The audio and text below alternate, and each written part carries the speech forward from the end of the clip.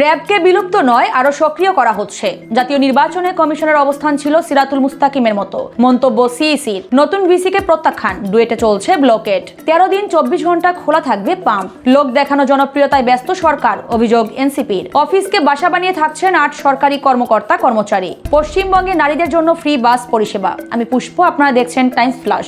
র্যাবকে বিলুপ্ত নয়, বরং আরো সক্রিয় করা হচ্ছে। ইতোমধ্যে আন্তর্জাতিক নীতিমালায় স্বতন্ত্র আইনের খসড়া চূড়ান্ত করেছে স্বরাষ্ট্র মন্ত্রণালয়। এর মাধ্যমে র্যাবের নিয়োগ, গ্রেফতার ও তদন্তের ক্ষমতা সুনির্দিষ্ট হবে। বাহিনীর দক্ষতা বাড়াতে প্রশিক্ষণ একাডেমি ও 122 কোটি টাকায় 163টি গাড়ি কেনা হচ্ছে। স্বরাষ্ট্রমন্ত্রী বলেছেন, আইন না থাকায় র্যাব যেভাবে ইচ্ছা চলেছে। এখন থেকে আইনি আওতায় আনা হচ্ছে। বাহিনীটিকে পেশাদার ও প্রযুক্তি নির্ভর করতে চান ডিজি আহসান হাবিব। মানবাধিকার কর্মী নূর খান লিটন বলেছেন, সরকার র্যাব বহাল রাখতে চাইলে কাঠামোগত সংস্কার জরুরি। প্রতিষ্ঠার পর প্রশংসিত হলেও পরে গুরুতর মানবাধিকার লঙ্ঘনের অভিযোগে মার্কিন নিষেধাজ্ঞার মুখে পড়ে বাহিনীটি। জাতীয় নির্বাচনে কমিশনের অবস্থান ছিল সিরাতুল মুস্তাকিমের মতো, মন্তব্য সিইসির। ঢাকায় এক অনুষ্ঠানে এএমএম নাসির উদ্দিন বলেন, নির্বাচনে ইসির লুকানোর কিছুই ছিল না। ভালো নির্বাচনের সংস্কৃতি উন্নয়নে কাজ চলছে। বিধিমালা সংশোধন শেষে সরকারের সঙ্গে আলোচনা করে স্থানীয় নির্বাচনের তারিখ চূড়ান্ত হবে। অনুষ্ঠানে সরকার দলীয় হুইপ এটিকে ইতিহাসের অন্যতম সেরা নির্বাচন দাবি করেন। তবে জামায়াতের হামিদুর রহমান আজাদ পূর্বের অব্যবস্থাপনা থেকে শিক্ষা নিয়ে স্থানীয় নির্বাচন সুষ্ঠু করার আহ্বান জানান। ইলেকশন ইঞ্জিনিয়ারিং এর অভিযোগ তুলে ইসিকে বিচারের মুখোমুখি করার হুঁশিয়ারি দিয়েছেন নাসির উদ্দিন পাটোয়ারি। নতুন ভিসিকে প্রত্যাখ্যান করে ডুয়েট ব্লকেড কর্মসূচি শুরু করেছেন শিক্ষার্থীরা। নবনিযুক্ত উপাচার্য অধ্যাপক মোহাম্মদ ইকবালকে বর্জনের দাবিতে সোমবার সকাল থেকে মূল ফটকে তালা ঝুলিয়ে দিয়েছেন আন্দোলনকারীরা। এতে কর্মকর্তা কর্মচারীরা ভেতরে প্রবেশ করতে পারছেন না। গত বৃহস্পতিবার শাবিপ্রবির এই শিক্ষককে উপাচার্য নিয়োগ দিলে ক্যাম্পাসে ক্ষোভের সূত্রপাত হয়। শিক্ষার্থীদের দাবি, ভিন্ন একাডেমিক ও প্রশাসনিক বাস্তবতার কারণে ডুয়েটের শিক্ষকদের মধ্য থেকেই উপাচার্য বেছে নিতে হবে। আগের দিন আন্দোলনকে কেন্দ্র করে ভিসি সমর্থক ও বিরোধীদের সংঘর্ষে 20 জন আহত হন। 13 দিন 24 ঘন্টা খোলা থাকবে ফিলিং স্টেশন।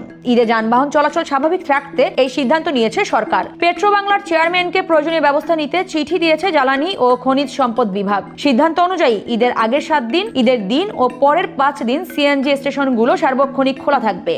এদিকে ঈদের সরকারি ছুটি 25 মে থেকে 31 মে পর্যন্ত। টানা 7 দিনের দীর্ঘ ছুটি পাচ্ছেন সরকারি চাকরিজীবীরা। লোক দেখানো জনপ্রিয়তায় ব্যস্ত সরকার, অভিযোগ এনসিপির। আসিফ মাহমুদের অভিযোগ, নতুন সরকার গঠনের পর থেকেই গণতন্ত্র ধীরে ধীরে খারাপের দিকে এগোচ্ছে।